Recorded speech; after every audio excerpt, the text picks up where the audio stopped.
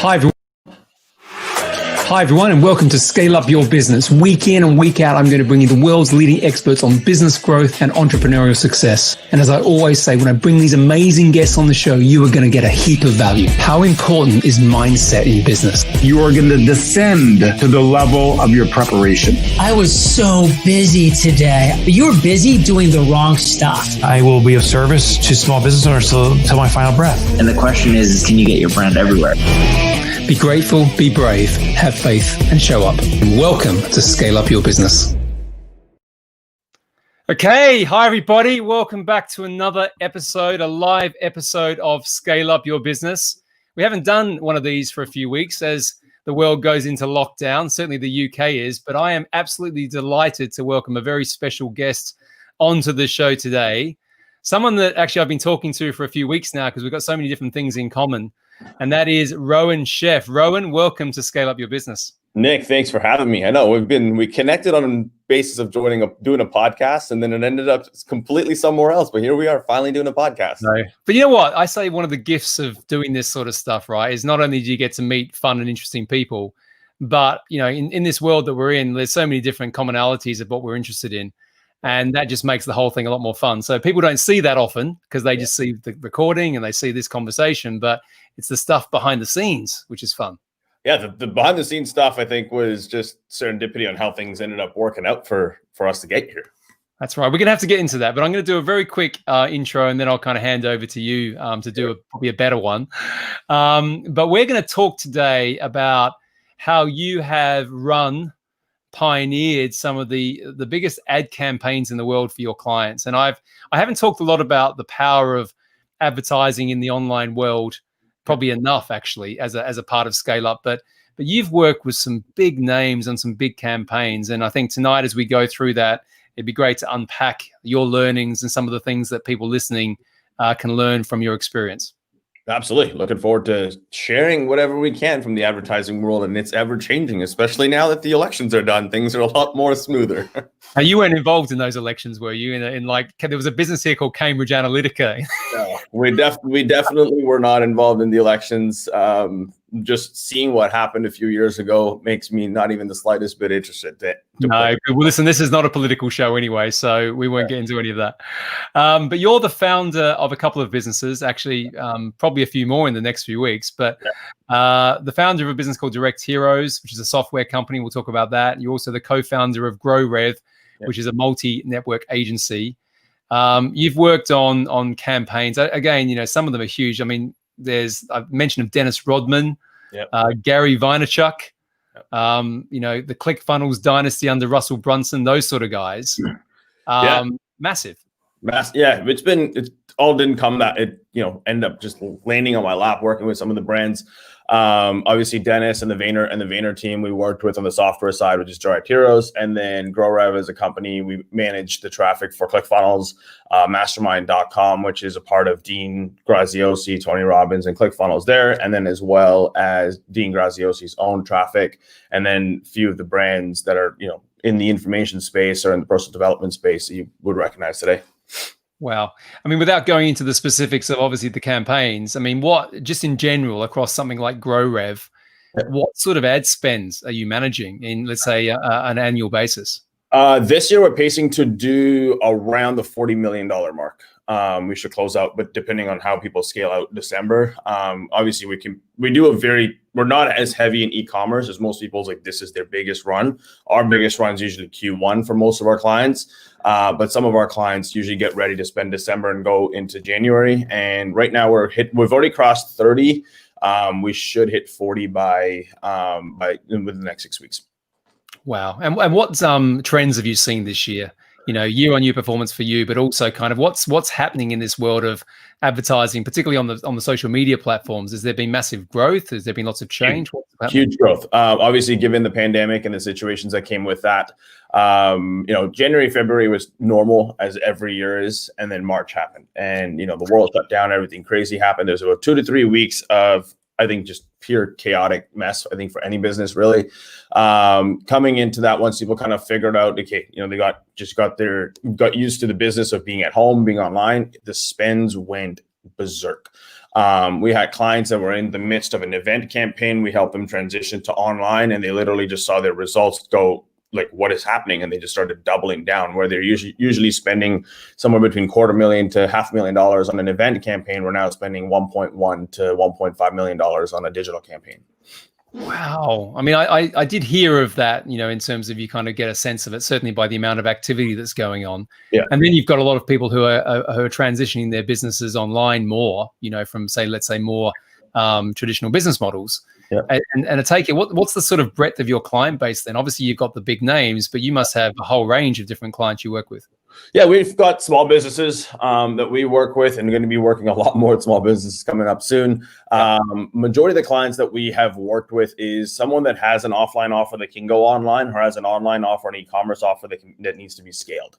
That's kind of where we are at. Our typical clientele for the last, I'd say, 3 to 4 years has been someone in the information space, apps or software, or sporting. My business partner's background came from working with some of the biggest sporting organizations in the world, running paid traffic campaigns, and it was just perfect. It was a perfect synergy because we took that knowledge and then transitioned into events, which there are none as of the pandemic. And any of our event clients that we could have saved and transitioned online, that's pretty much what we did. Wow. Let's step back a bit, just so everyone listening today, as I said, this is a live stream on various social channels, but it will become a podcast episode as well, so it will go forever. Let's get everyone to learn a bit more about you and how you got into this. So what's your kind of backstory, Rohan? So my backstory is, grew up in India till I was 11. Family owned a very, very, very successful company there, to a point where my dad and my uncle opened an airline. Yeah, they ended up splitting their ways early on. And then my dad decided to move, my family, mom and dad and brother decided to move to Canada. I went from a very wealthy background to pretty much what you would call, living in the ghetto, coming to Vancouver. Saw mom go back to work at a very young age, because I'd never seen her work for the first 11 to 12 years of my life, which was very eye-opening experience for myself. Fortunately enough, got into high school, and it just started to realize, was like, this is not the lifestyle that I wanted to be. So at the age of 15, I kind of started to figure out, okay, well, what do I need to do to earn my own way through life?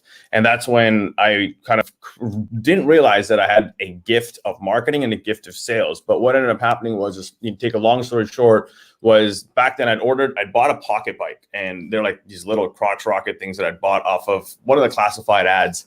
I can't remember where I found this person originally.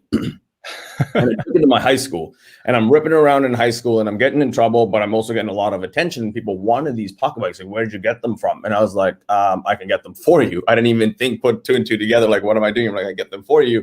And then I realized that I had a bit of a business, because the guy I was buying it off of, I was just taking it up, charging it and selling it to them and making a cut in the middle.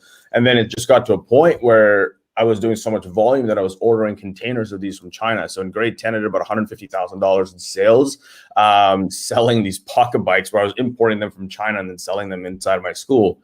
Fast forward. This is arbitrage, a pre-Amazon. This is literally pre-drop shipping, pre-Shopify, pre-Amazon days. I'm doing this in person. Like, it was nuts, because I was taking cash, holding it. My mom's holding it in her bank account.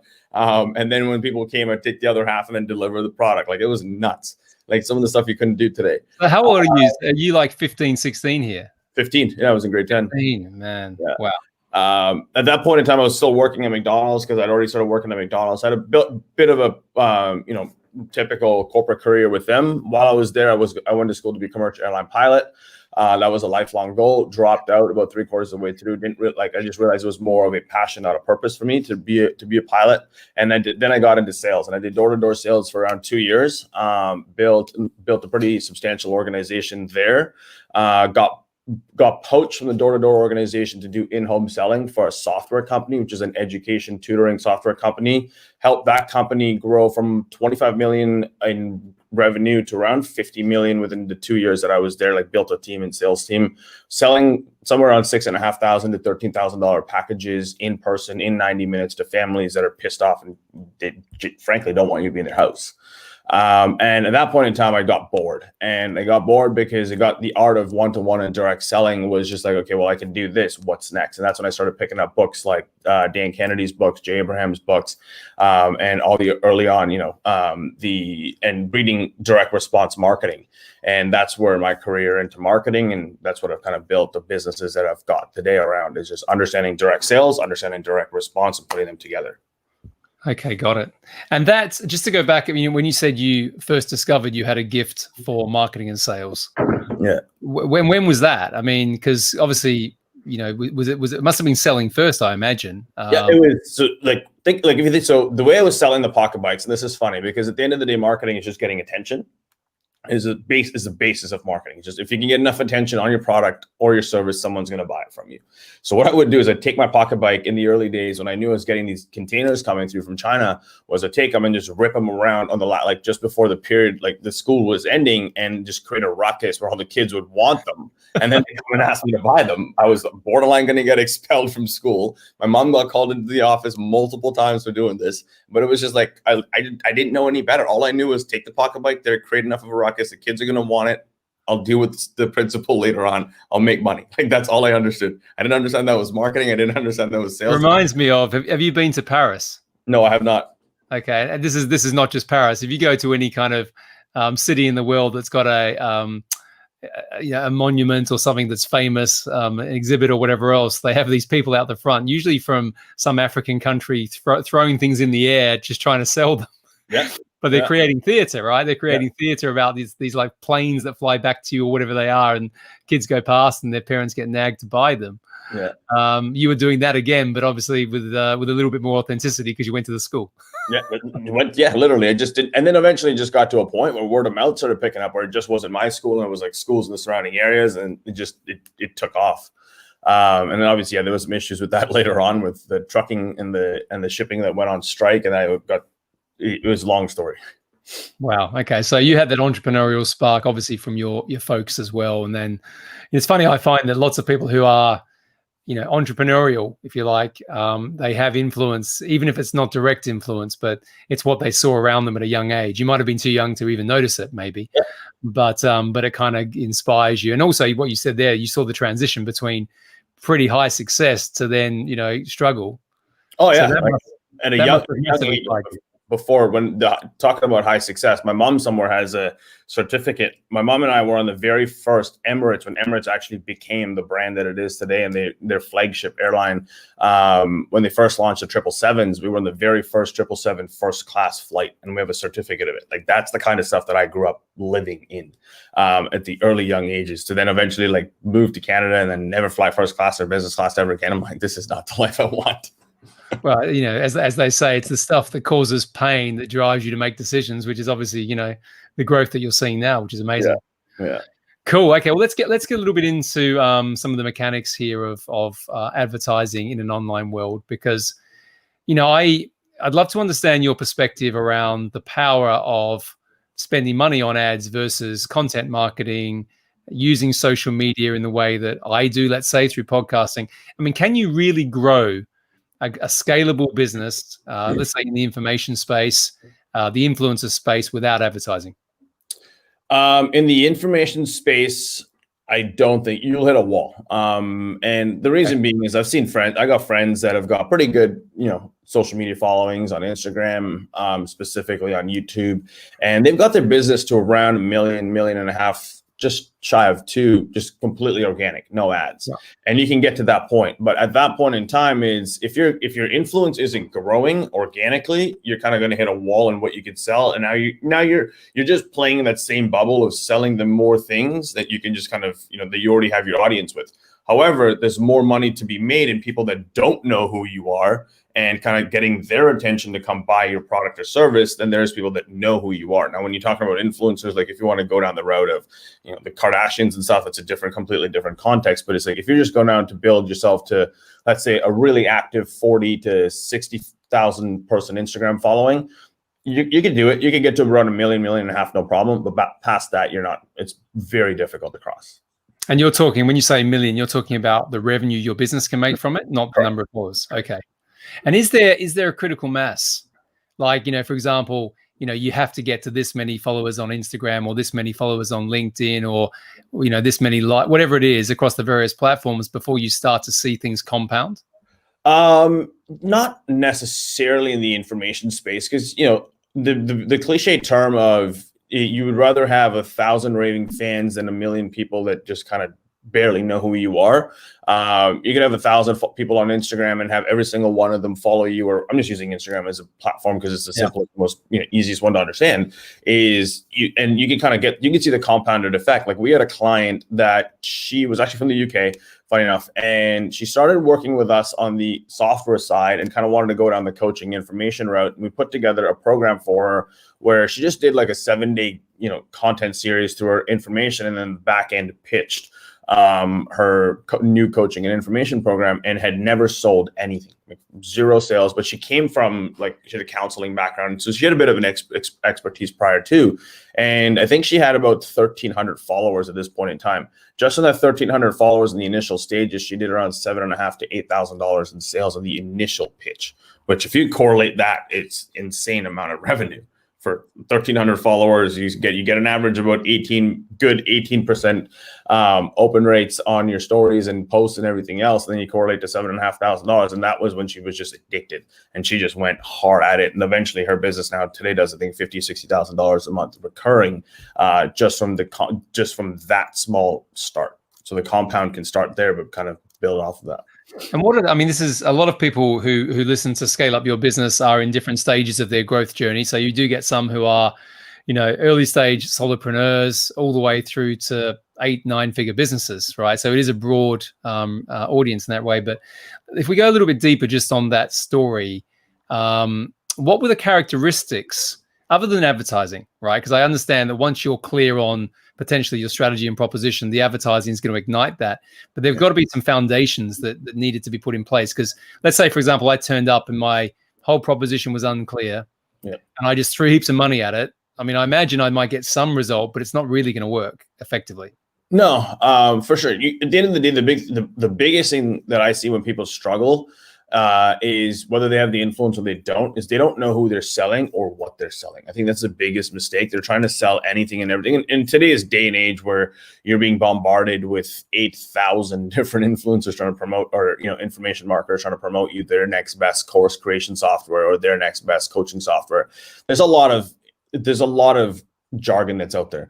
The simplest way that I like to look at anything is just sit back and take a look at what are you an expert in, and that you can, can talk about it even if you were half asleep and actually make sense of it. That is what you need to be focusing on, because that is what you can actually talk to and relate to the end audience, and then figuring out, look back at how did you get to the point where that was your expertise and what were the pain points that got you there, because that is the exact same pain points that your target audience or target demographic is going through, and speak to that. Because if you can speak to that, you can sell them what you currently have, and that can kind of start your trajectory, whether you're a solopreneur or you've got some offers that are just kind of scaling. But part of the reason where people come to me all the time, they say, oh, paid ads don't work. It's like, no, paid ads do work. It's just you're not talking to the right consumer. It's like you got to be having that conversation of what's going on between their ears versus what you think they want. I got it. So, so paid ads work, but you suck. And we need to make you unsucked. Pretty much. In a nice way possible. No, I know. I was being a little bit more direct, and you're a very humble, polite guy. So anyway, but it's an interesting sort of thought, because when I used to study strategy and worked in some of the bigger consultancy firms a long, long time ago, we used to always talk about the clarity of your niche, the clarity of your target audience, and the clarity of the offer that then solves their problem. Actually, if you get that right, not that you don't need marketing, but quite frankly, it's going to sell itself because it's a very clear message. But if that's confused, then it doesn't matter how much money you put behind it. And that's exactly it. It's then it just ends up being throwing spaghetti at the wall, really. Like, you will have somebody that will buy it. If, like, I've never seen an offer not completely convert at all. It's just they'll buy something, maybe they'll go through it and then realize, oh, this is not exactly what I thought it was or what I wanted, and then you'll end up with the refund or chargeback or dealing with it. And that, or the 30-day guarantee or whatever it ends up being. And what about the fact, you mentioned beforehand that there's been so much growth in terms of what you guys are doing, what you're seeing. How about the amount of noise and competition that's coming into the market now? And I suppose aligned to that, the sort of fakepreneur concept that seems to be coming up. So, people are out there selling things where they're not experts, and there's lots of people doing it. My Facebook feed is full of ads of people trying to sell some course. Yeah. What's your views on that dynamic at the moment?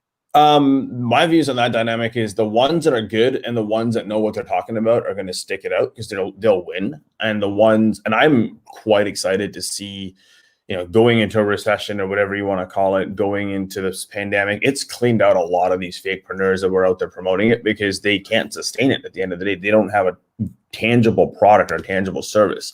No matter what phase we go into, there's always going to be someone new, someone's kicking and screaming their next best thing. It's just take a look at the tenure of business that they've been in and make a proper judgment who you're going to learn or partner from. Like that's kind of the big thing that I look at. On the opposite, the flip side of that balance sheet is when a lot of them are in at one time, like the era of drop shipping and everybody was promoting their next best drop shipping course, the costs of advertising do go up because people are buying in and trying to sell the next best thing. However, when they're gone, it's the time to double down for people that have stuck it out and won.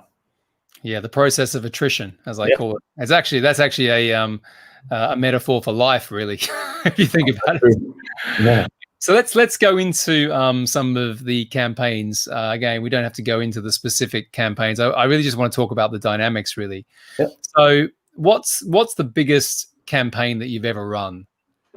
The biggest campaign that I've ever run. And you don't have to say necessarily who it is, but we can talk around that. Yeah. Recently this year, I'll say there's one that I ran that was really big. We spent multi-seven figures in one day in one niche and bought everything up in this specific space. I can't talk about that client, but it was insane. It was a test budget. It was a $2.5 million test budget for one day is all I'm going to say. So we had to spend that in one day. So everyone listening can try and guess who that could be. Yeah, this is pre-2020 pandemic. This year alone, we were fortunate enough to work with the three information gurus, in my personal opinion, Russell Brunson, Tony Robbins, and Dean Graziosi. They all came out and did their own big push with mastermind.com with the KBB offer that was out earlier this year. And then eventually transitioning into doing a couple big challenges. There was one that we did a challenge with help manage it through my Instagram software as well. It was called a comeback challenge that Tony Robbins did. And that one was one of the coolest campaigns we ever ran because this was right in the heart of the BLM protests and everything else that was going on. Tony was doing a BLM podcast at the time. And we had second slot to anything that Tony was promoting because that was kind of taking front seat running of that time of this year. And the comeback challenge we did through using the direct hero software and some paid traffic behind what we were doing at GrowRev with Dean's team. We ended up doing 22,000 people pushing into, or 22,000 that were able to attend. And I think 33,000 sold, I believe, is the final numbers that came out of it. I may be off by a few, don't quote me on it, but it was close to that. It was 22,000 people that attended into his very first virtual UPW. That if you're in the information space, you probably would have seen those big screens that Tony built out on both sides and him in the middle and, doing Tony's things. Yeah. It all started from the comeback challenge that we ran prior to that 3 weeks before. And the numbers were disgusting, well, to be completely honest. Well, and I know a few people who have attended. I think he's done a couple of those now, big virtual screens, and people have said the experience is amazing. I mean, the pivot that he made from a live event with 10,000 people in a room to something which some people say is better, actually, is incredible in that amount of time as well. Yeah, I think what he did was phenomenal. I know now Dean's using it all the time. We talked to Dean's team, very, very closely. A client that we're about to bring on board, the founder of It's Cosmetics. She's about to do a big launch. I can't really talk about much about that. She's going to be using that specific the studio, I guess, that Tony built. And I think it's now turning to become like the go-to studio for a lot of the guys running these big events. Because in my personal opinion, it came to a point where we all had to pivot, and Tony pivoted phenomenally by building that out. And, kudos to him for what he did. No, he's got a track record of doing that too. Well, let's without going again into the specifics of any one of those examples, I would like to just go through the mechanics for people. You can use me if you want to kind of reference that just so it becomes alive in terms of the way that you would approach this. But what I'm more interested in is if I turned up to you and said, okay, a few thousand people in a Facebook group, a podcast that's doing, thousands of downloads every episode. What's the process? If I said, okay, we want to really jump that up now, we want to kind of go out there and compete in this influencer and make a difference world around information. Yep. Where do you start with that? The big thing I look at is what do you already have or what do you want to promote? Specifically, if we're going to talk about the information space in the current day and age, if we were to have this conversation, let's say even 24 months ago, I'd say, what is the highest ticket offering we can promote? And let's go there, because I was a big fan of the high ticket. I come from that space. High tickets defined as what? I mean, obviously it's different. Anything north of $2,500 that you have to sell over a phone is what I would consider as high ticket. Okay. And that's where we were doing a lot of big pushes in that space. Now, coming into pandemic, coming into the current economic situation we sit in, I'm a big fan of volume and lower ticket opportunities, because right now there's a lot more attention, but there's a lot people are kind of thinking of every single dollar that they're spending. So it's like, if we can get even the initial purchase at a lower price point, whether it's a $7 ebook or whether it's $1 challenge that we're running for a lot of people, just kind of getting them into your world and into your ecosystem and building that list. That's the first thing that we aim to go after specifically right now. That's why a lot of the virtual events that you're seeing, the free virtual events, are phenomenal. That's a campaign that we can talk about if you want. We did one earlier this year, and the numbers were insane in Australia. Really? And all the challenges that are being run right now, you can opt in for free. You go through 7-10 days of continuous value, and at the end of the day, if you're giving that much value for free, there's only fair exchange that's going to happen when you do end up giving them an offer at the end of it and saying, hey, come learn more. Whether it's $1,000 or $5,000, your conversions are going to be through the roof. That's kind of the typical model we're taking everybody through currently, just to see, depending on who their offering is. Now, there's a couple clients that we're still selling extremely high ticket for. Like, we've got a client that only sells a $10,000 offer, but he is going after a very niched market in the B2B space. Got it. Because I saw, I went to a conference about a year ago, almost to the day, by Brendan Burchard. It was his influencer conference. He had a great set of speakers, and it was run in San Diego. It was a really good event, actually. And then he just did that same thing again. You might have seen this. I'm sure you might have been involved in that. But he ran the whole thing free. Yeah. And had a very similar lineup of speakers. But I thought that was quite interesting. So that's exactly what you're suggesting here, is give something that's so high value away for free. And then obviously he's going to have offers and things throughout the course of that event, really, that he can then monetize. Yeah, absolutely. And then especially right now, and with the world going back into lockdown, I think we saw a tension, like our video campaigns on any platform, whether it's YouTube or Facebook, like the watch time on videos were insanely high because people were bored. Like, there's nothing better to do. So it's like, you may as well give them free value through video content. And then, at the end of the day, they've got stimulus checks coming. I have a feeling, don't quote me on it, there may be another round of stimulus checks for certain countries. So like, double down on those ones, because those are the ones where it's like they're wanting to itch. They don't know if they're going to go back to their jobs. They're looking to learn something else, but it's like they're being, like you mentioned earlier, they're being bombarded and pitched by so many different gurus. Be the one that comes first with a lot of free value and high value up front, that they never think about having to spend money with you in the future, no matter what you ask them. Yeah. Okay. So again, you're building that community, that tribe from that as well, by offering value, helping people without expectation, to use that phrase. Yeah. And of course, I suppose it's the universal law of reciprocity, isn't it? I mean, sure. when you give something away, there is that natural pull that happens, which consolidates that relationship. Yeah, and the way I like to look at it is, one of my mentors that I work very, very closely with is Dr. John DeMartini, and he says, when you give someone a ton of value up front, they're literally inclined to give you something back. And majority of the time in business, that give you something back is monetary, and that's where fair exchange happens. Because if you don't give them enough value and you charge a lot of money or charge them money, now you have a guilt conscious and you're trying to make up for everything. And then if you give too much value and then they don't pay you enough, now you got a resentment context. So it's like, balance that out, and you kind of find yourself in the middle. Yeah, and one thing that kind of occurs to me is, first and foremost, I think if you're in business and you're not understanding the concept that we're talking about here tonight, then you need to listen. Because the idea that you're just going to go out there and pillage away, that's, first and foremost, that's never really worked anyway. Secondly, when the world's turning to be more like how we're describing things, then actually you're just going to stand out in a very negative way, and not be able to compete. Yeah, But absolutely.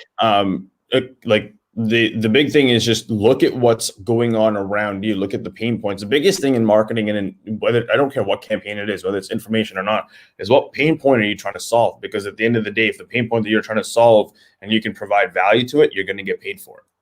yeah, I love that. And I think what's changed, I think more than anything, is the ability to be able to increase your reach through platform social media advertising that obviously hasn't existed, certainly in the way that it exists now, ever before, which is massive. I mean, those numbers, I'm still kind of a little bit shell-shocked by what you said around the amount being spent on a test in a day to buy everything. Yeah, it was nuts. That was what sort of return? I mean, without you probably can't say the detail. I respect that.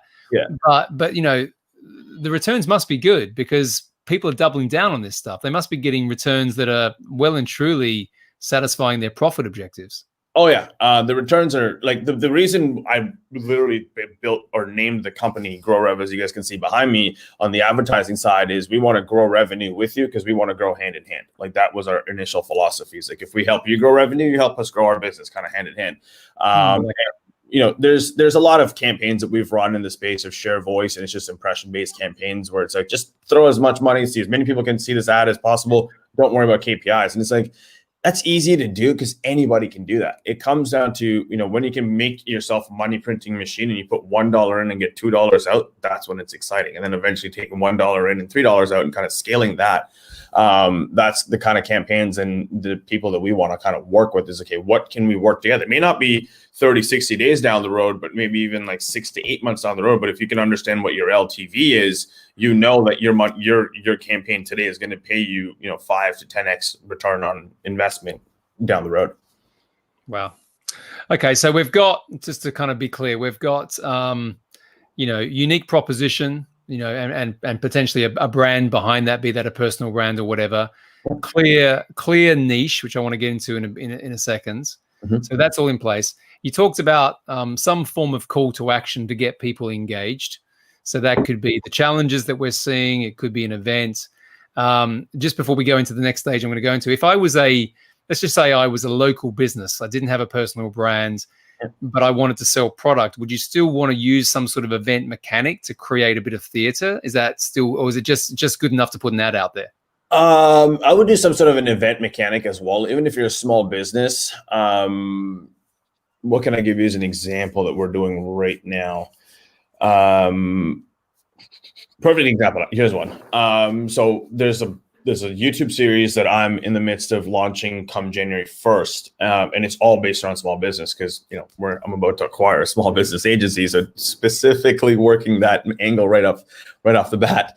And what I'm doing out right now, to give you some context, is I'm going out and interviewing small businesses in Vancouver specifically that can have been affected or had massive growth inside the during this year of the pandemic. And the ones that have had massive revenue downturns is I just sit there live on the podcast that I'm recording, and we just build an entire marketing plan, let them implement it, and we're going to go back and reshoot what they've done from the implementation.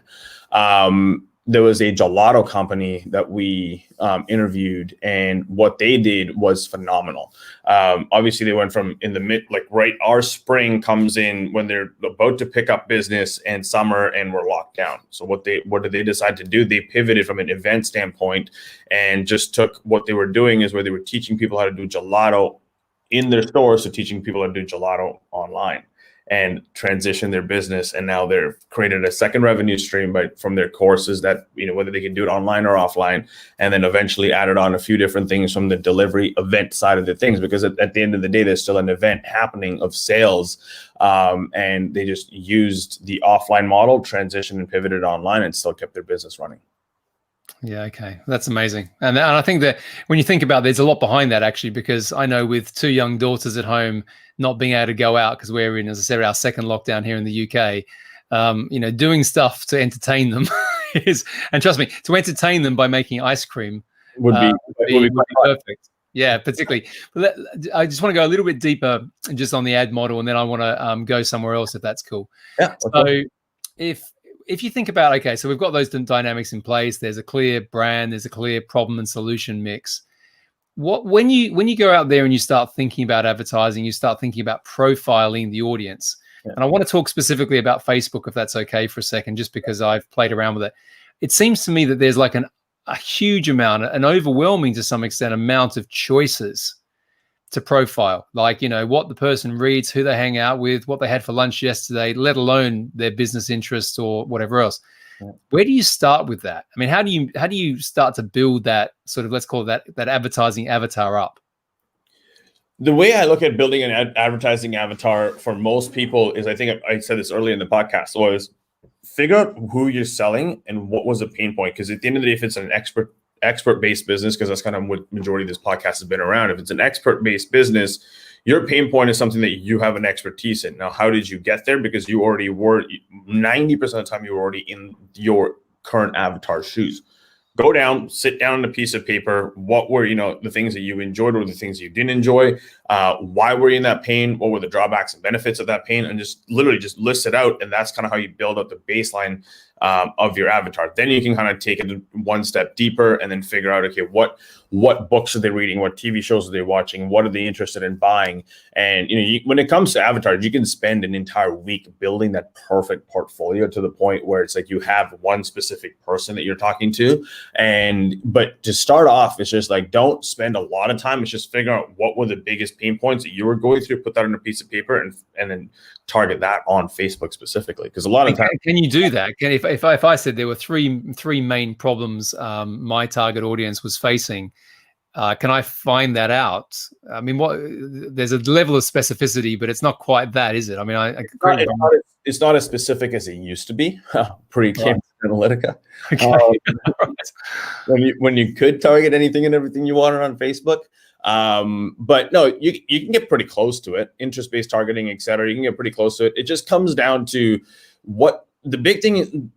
The big simplicity of this entire information space is, what are you thinking about and what are you reading? And a lot of the times it's books, authors, et cetera, that you can target and start there and then work your way more granular down.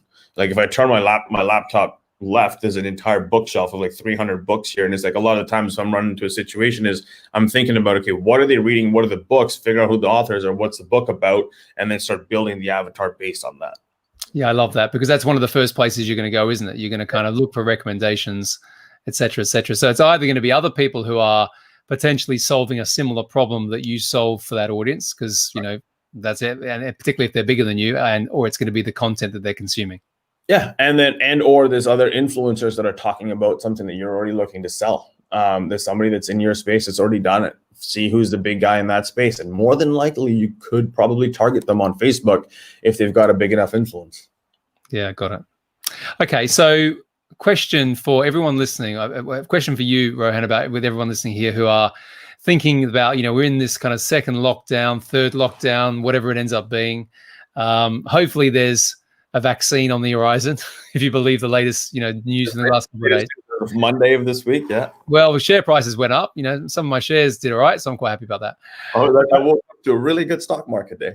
Yeah, it's good, isn't it? So let's have a think. Like, there are, as I said, there are different types of business owners listening to this. Yeah. What's your advice to them today? Today and looking forward for the next 3 months, in terms of, they know that they need to probably do something to kind of get momentum back. And I suppose this question is a little bit broader than just advertising. This is kind of, jumping into your broader marketing expertise. What are the things they should be considering or focusing on? Given that, I kind of laughed about this earlier, but given that the elections are now done, especially if like you've got I'm not sure the geographics of your following.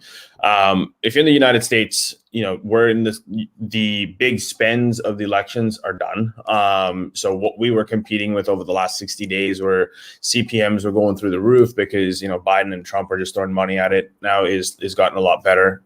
You're going to enter the space right now, going into end of November into December of Q4, where a lot of e-commerce brands are going to double down, triple down on their spends. However, start small. Is go back to the basics. A lot of the times where, we get into the world of business, I think, and we get so enamored by, I took my business to a certain level and then now I can't sustain that level anymore. It's fine. It's like, let's go back and start spending. Well, if you were spending $500 a day in advertising, let's start spending 50. Just get back into the rhythm of things, because come January of next year, from some insider information, I can almost guarantee that the costs in advertising are going to be phenomenally cheap. And now, if the ones that start now and continually stay moving forward, and if you can figure out a way to be, whether it's, break even on your advertising today, come January, February of next year, when advertising gets considerably cheaper to compare to what it is in Q4 of this year, you're going to be the one that's going to win, because you already built a foundation going into the Q1 of 2021. And that's what I'm telling a lot of people that are looking to restart their business right now or restart their advertising, because they kind of had a fight or flight moment early this year during the pandemic, cut everything, and now they're like, oh, things are not as bad as they should have been. Let me kind of take a look at what I can do. Is just go back to foundation, start small, and scale from there. Okay, great advice. Okay, so a couple of different areas before we finish up tonight. So where I want to go next is a little bit about what you're doing. So, your ambition with business. Yep. So you've got a couple of companies. You're involved in lots of different stuff. You're a speaker. You've been in Forbes, Entrepreneur, Fast Company, some of those great publications. What are you trying to create? For me, it's just like, in one word, if I were to put it into it, I think it's legacy is what I'm trying to create. Like I mentioned earlier in the podcast, fortunately enough, came from a place where my family built a pretty substantial legacy-based business in India, and sad to say doesn't exist today due to some wrong turns. And I want to take those mistakes and learn from them and build something that I can hand over that can last generations to come. And, I've been fortunate at a pretty young age to build what I've built, have a personal brand that I have today, and take that and expand on it. And now going and learning from people like yourself, Nick, and going into the acquisition space and scaling this thing and scaling up my business as fast as I possibly can. Yeah, and we talked a little bit about this. As I said at the very beginning, we've had a few phone calls and connected on a few of these things. We said that, the idea of a business empire, which, has different definitions, but, ultimately it's having, multiple businesses. It's, by its simple definition, it has scale. Yep. But we both connected on the idea that it's not just about the wealth you can create from that. That's a great thing, because it leads to freedom, but it's the greater impact that you can make on the world. And I think legacy and empire, I quite like that. I haven't probably put those two words together enough. I quite like that. So, I might have to borrow that a bit. Hey, it's funny because, like, when we first connected, I think it was about a month and a bit ago, when we first wanted to jump on a podcast, but it's like, I had this itch in the back of my head of like getting into the acquisition space, but I just didn't know how to start, where to go. I knew I was kind of working through it. And it's like, just in a few phone calls, I was like, I can do this pretty easily. Nick's made this pretty simple. So time to put this to use and kind of, now use building that legacy that I've always wanted into the empire of what is going to potentially be a pretty substantial media mogul company across the board of what I'm aiming to do in the next, I'd say 18 to 24 months.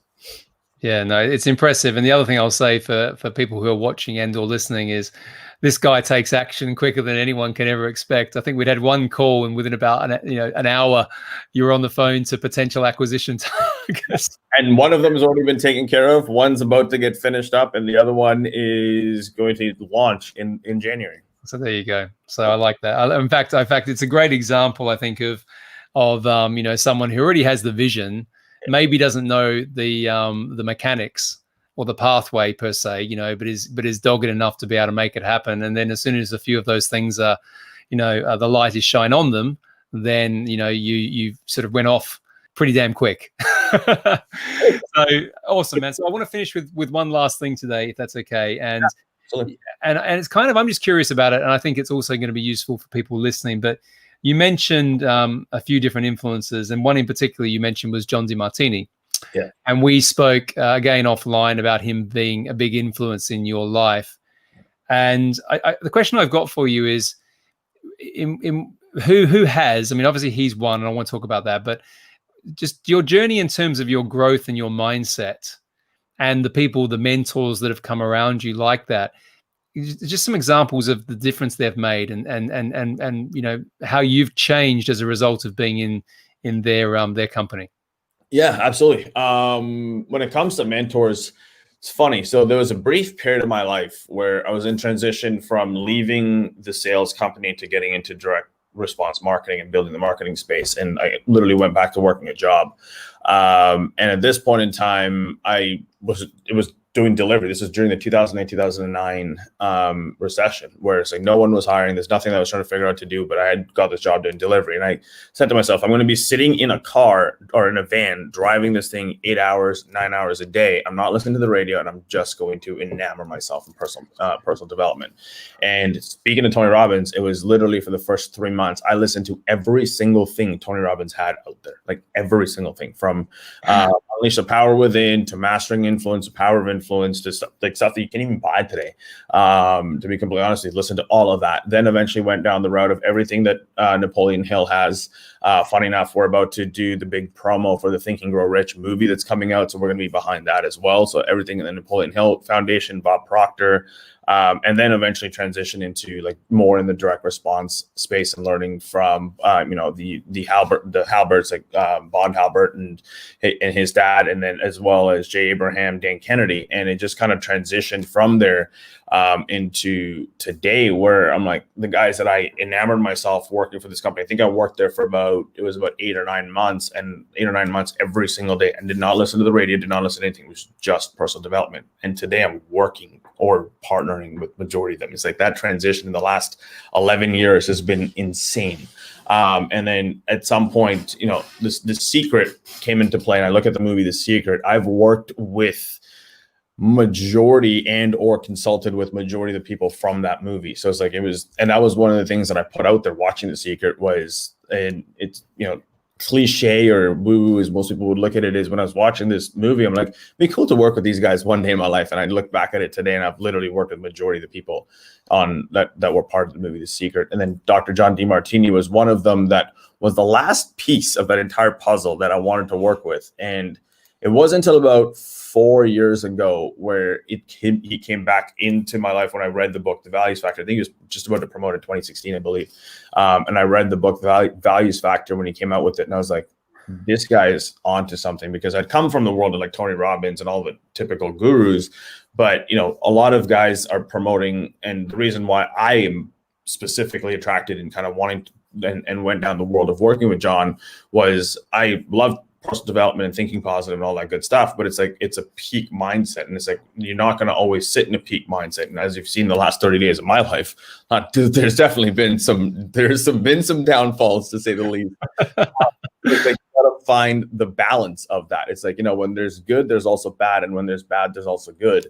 And that's John's entire philosophy. And then I went through the breakthrough experience, and literally as soon as I went through the breakthrough experience, I got home and I called Elena, who's his daughter, and I said, I want everything John has. And I could literally turn my laptop and you'll see majority of it. I don't know. Oh, sorry.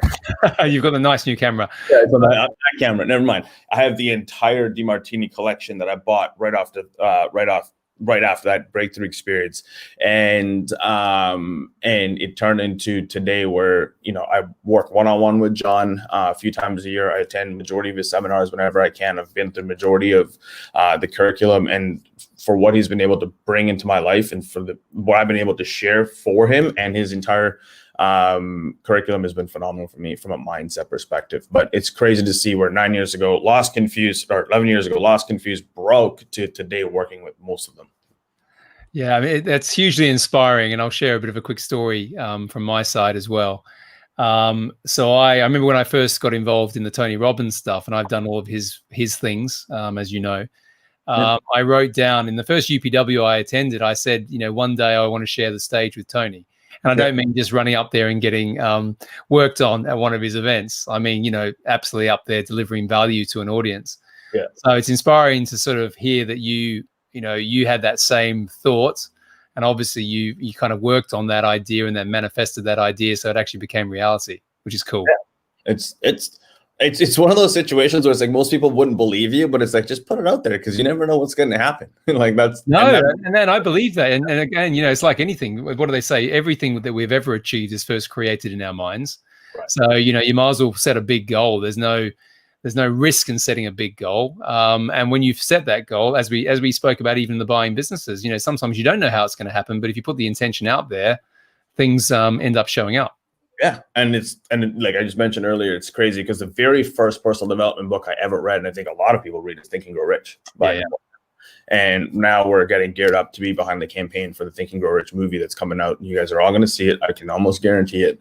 That if you're even in this world at all, and we're going to be behind that campaign. So like sometimes it brings, it makes my hair stand a little bit thinking about where it started to where it's come to today. But I'm grateful for everything that has come from this world.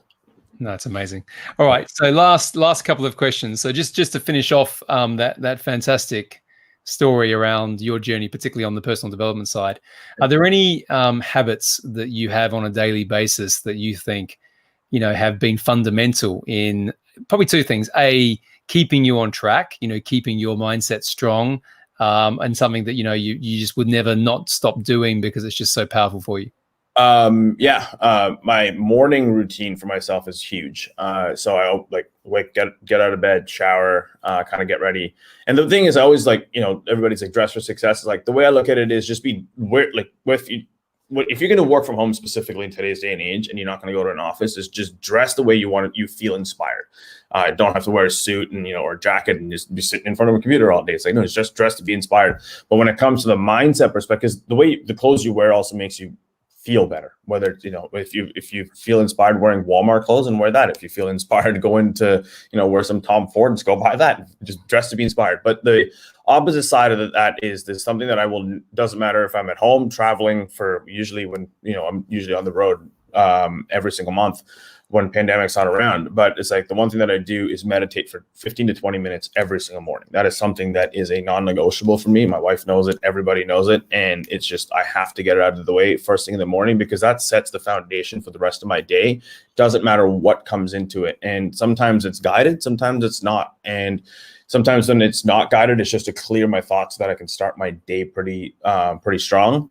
And then from there is pretty strong on I've got a pretty heavy vitamin stack. So every about 90 days, I'll go in and get my vitals looked at and kind of making sure what I'm deficient of what I'm too high on, and just keep my vitamin stack going. So immune system strong, especially right now, making sure very strong. And then from there, it's just coming down and looking at, okay, what's my calendar? What can I delegate right off my plate immediately? Because that way I want to be having the most amount of efficiency in my day, probably in the first 2 to 3 hours of my day, so that the rest of the day, even if things kind of go sideways a little bit, I feel like I've accomplished something. And then that's one part of my day. The middle is just work. And then when it comes to the end of the day, is before going to bed, I either like to read, listen, or watch something inspiring or motivating in that space. And majority of the time, it's more of an inspiration, whether it's reading a book or an autobiography, or watching a documentary based on someone's autobiography, just to kind of get when I'm going to bed with a positive mindset, not filling it with garbage before I go to sleep. Okay, man. There's so many parallels. I mean, that's almost exactly what I do.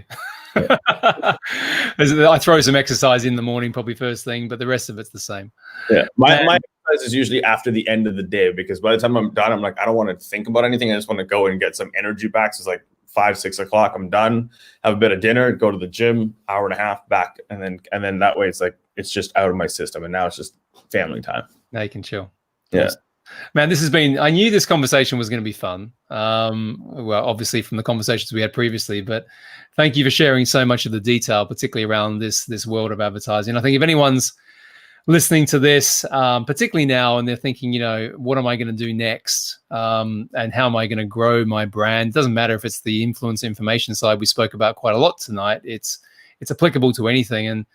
And Rohan and what he's built with Grow Rev is the man. So, and his team behind that. So my last question really, Rohan, is how can people reach you if they want to find out more about what you do? The easiest way currently, I'm in a bit of a social media cleanse myself. And what I would say is just email me, and I'll put my personal email out there, which is rohan@growrev.com. Either myself or my assistant, someone will respond and book a call with you if you're interested in working with me or my team in any sort of capacity. So it's just rohan@growrev.com, or even just go to our website, which is growrev.com. Awesome. Well, listen, Rohan, thank you so much for coming on Scale Up Your Business. It's been delightful, as I knew it would be. So I'm very grateful for having you on the show tonight. Nick, thanks for having me. Finally, excited that we got this podcast out of the way.